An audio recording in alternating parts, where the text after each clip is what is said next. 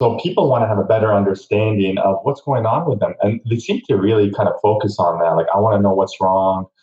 I want to know how to fix the problem. Yep. In many ways, our program doesn't even go down that rabbit hole. It really is focused on where do you want to go and how do you get there.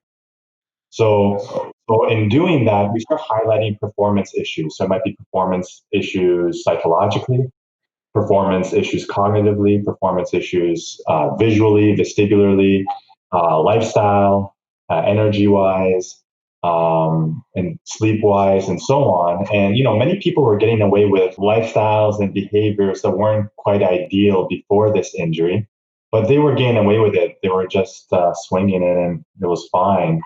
But a lot of people say, "Oh, so this is all psychiatric. This is all in my head. I'm making this up." And we're saying, no, not at all.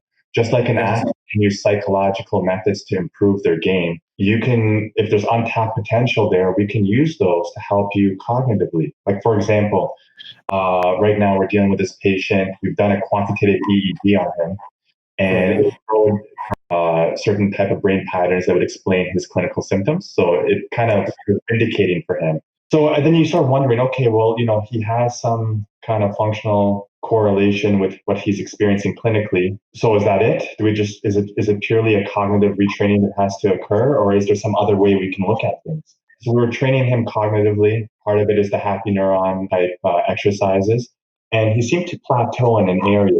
Clinically, he kind of describes these times in his life where everything seems to be smooth, but once he kind of like hits his toe out of the bed, everything starts rattling out of control, spiraling out of control, and he starts losing like his composure, and things just go wrong. So what we said is, okay, well, let's get you doing the exercises, and let's hook you up to biofeedback technology, and let's see if you can keep your emotional regulation while you're doing the cognitive exercises. Lo and behold, that was a challenge for him. As his stress levels kept going up, his cognitive performance kept getting worse. By getting him to mindfully attend to the feedback, he was able to keep his composure and keep his stress under control. And then he showed up a better version of himself when it came to cognitive performance.